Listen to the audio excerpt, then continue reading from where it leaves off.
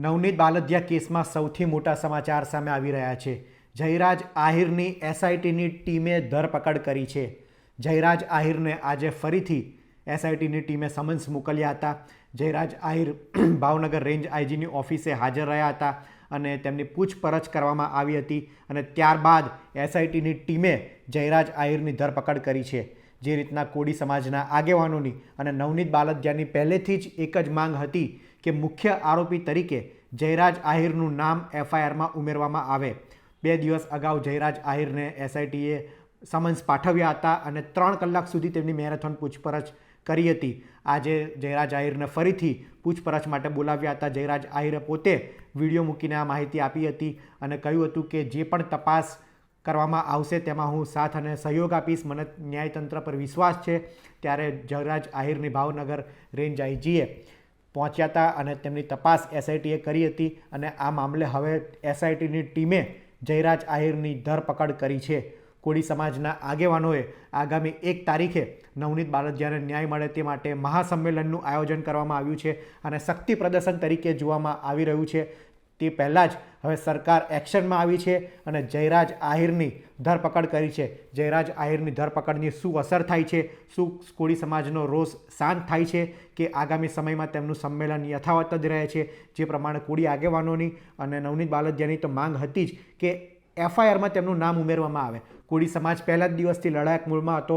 હીરા સોલંકી જે ભારતીય જનતા પાર્ટીના ધારાસભ્ય છે તેમણે નવનીત બાલદિયાની મુલાકાત લીધી હતી। આમ આદમી પાર્ટીના નેતાઓએ નવનીત બાલદિયાની મુલાકાત લીધી હતી। પરસોત્તમભાઈ સોલંકીના દીકરા દિવ્યેશે પણ નવનીત બાલદિયાની મુલાકાત લીધી હતી અને તેને ન્યાયની ખાતરી આપી હતી। તમામ આગેવાનોએ એમ કહ્યું હતું કે નવનીત તું એકલો નથી, આખો સમાજ તારી સાથે છે, નવનીત તું ગભરાતો નહીં। ત્યારે એસઆઈટીએ તપાસનો ધમધમાટ શરૂ કર્યો હતો। મુખ્યમંત્રીને કોળી આગેવાનોએ રજૂઆત કરી હતી। તે બાદ એસઆઈટીની ટીમ તપાસ તેજ કરી હતી અને એક બાદ એક આરોપીઓની ધરપકડ કરી હતી। અત્યાર સુધી કુલ 13 આરોપીની આ મામલે ધરપકડ કરવામાં આવી છે, જ્યારે 19 લોકોની આ મામલે પૂછપરછ થઈ ગઈ છે। પોલીસ સ્ટેશનમાં જે ગુનો નોંધાયેલો છે આપ લોકો જાણો છો, અત્યાર સુધીમાં સીટે પહેલાં શરૂઆતમાં 8 આરોપીઓની ધરપકડ કરવામાં આવી હતી અને બાકીના કેટલાક આરોપીઓની પણ ધરપકડ અત્યારે કરવામાં આવી છે। આ તમામના નિવેદનો, સંયોગિક સાક્ષીઓના નિવેદનો, કોલ ડિટેલ્સ અને તમામના આધારે જયરાજ આહિરને પણ 3 દિવસ પહેલાં અહીંયા બોલાવવામાં આવેલા હતા આઈજી કચેરીએ।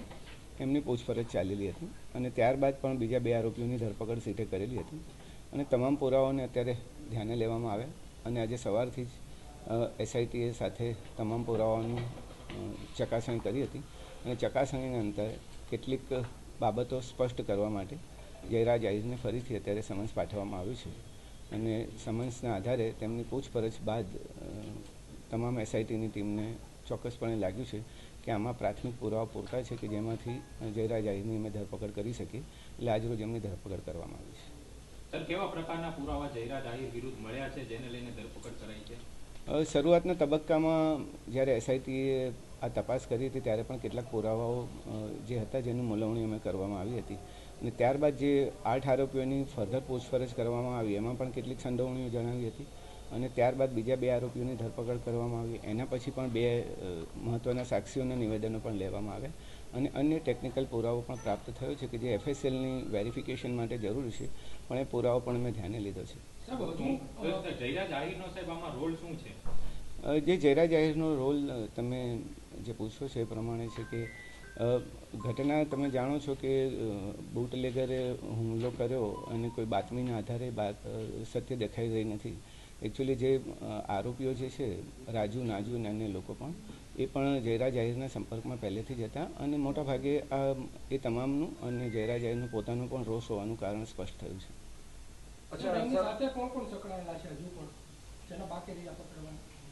અત્યાર સુધીમાં મોટાભાગના આરોપીઓની ધરપકડ કરી લીધી છે। ટેકનિકલ ડિટેલ્સના આધારે પણ શક્ય છે કે કેટલાક આરોપીઓ હજુ મળી શકે અથવા તો એમના પુરાવા અમારે વેરીફાઈ કરવા પડશે। સર, તત્કાલીન પીઆઈ ડીવી ડાંગરનો શું આમાં બેદરકારીભર્યો રોલ છે? એ હજી અંતરંગ વિષય છે, આંતરિક વિષય છે। અમે તપાસ કરી રહ્યા છીએ કે ખરેખર શું થયું હતું એ વખતે। હાલ પૂરતું અમારું ફોકસ ઇન્વેસ્ટિગેશન પર હતું। કઈ કલમ મુજબ ગુનો દાખલ થયો છે જયરાજ આહિર વિરુદ્ધ? હવે થશે ઓલરેડી જે આપણે કલમો દાખલ કરી છે 120B પણ દાખલ કરી છે, 307 પણ જૂની કલમો જે દાખલ કરી છે આપણે એ મુજબનો ગુનો દાખલ કરવામાં આવ્યો છે. સાહેબ, આમાં રીમા ઝાલા જે ડીવાયએસપી હતા તેણે અગાઉ જે પ્રમાણે નિવેદન આપ્યું હતું, હવે એમને તે પ્રકારે શીખ જોશે અથવા તો આપની ટીમ? અત્યારે પ્રાથમિક તપાસ એસપી શ્રીને સોંપવામાં આવી છે, એનો રિપોર્ટ આવતા વાર લાગશે.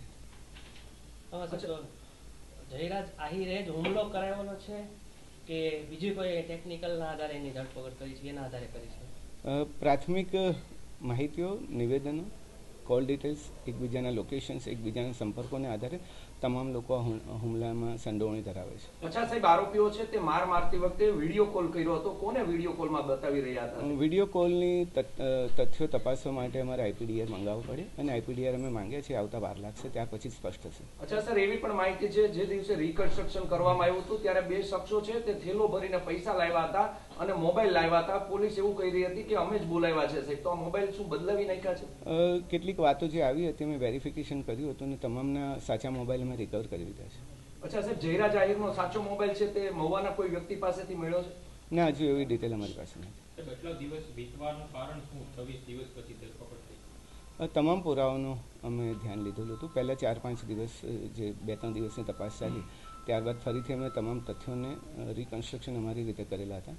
તમામ નિવેદનો પણ ફરીથી કરવામાં આવ્યા હતા અને થોડું ઇન્વેસ્ટિગેશનમાં એવો પણ ટાઈમ નથી લાગ્યો જેવું તમે કહો છો. અચ્છા સર, એવી પણ વાત છે કે આમાં જે 8 આરોપી છે તે પૈકીના 6 આરોપી છે તે બોગસ આવી ગયા છે સાહેબ, તેમાં કેટલી સત્યતા છે? એ હજી સુધી તપાસના તથ્યો અમે ચકાસી રહ્યા છીએ, એવું હજી સુધી નીકળ્યું નથી. સાહેબ, પ્રાથમિક તપાસમાં એવું લાગી રહ્યું છે કે જે ડીવી ડાંગર છે તત્કાલીન પીઆઈ તેમજ જે ડીવાયએસપી હતા તત્કાલીન રીમાબા ઝાલા તેમની આમાં છે તે બેદરકારી છે. એ તપાસનો વિષય અમે એસપી શ્રીને સોંપેલો છે, એનો રિપોર્ટ આવતા વાર લાગશે. નવનીત બાલાજીએ જે પુરાવા આપ્યા એના આધારે જયરાજ આહિર સામે તે પુરાવા મળ્યા છે કે પછી કોઈ અને તમામ પુરાવા અમે કહીએ કે તમામ પુરાવાઓને ધ્યાને લીધા છે. જેટલા આરોપીઓ પકડાયા, જેટલા સાક્ષીઓ મળ્યા, ફરિયાદીના નિવેદનો અને તમામનું અને ટેકનિકલ ડિટેલ્સ, લોકેશન્સને આધારે પણ તમને જે પ્રેસ નોટ આપવામાં આવી છે એમાં તમામનો ઉલ્લેખ છે. આ કેસમાં અત્યાર સુધીનો સૌથી મોટો વળાંક સામે આવ્યો છે. આગામી સમયમાં જયરાજ આહિરની વધુ પૂછપરછ થઈ શકે છે અને આ મામલે વધુ ખુલાસા થઈ શકે છે. આ અંગે આપનું શું માનવું છે તેમને કોમેન્ટમાં જરૂર જણાવશો. આવા જ ઇન્ફોર્મેટિવ વિડીયો માટે વીટીવી પંચાયત જોતા રહો. ધન્યવાદ.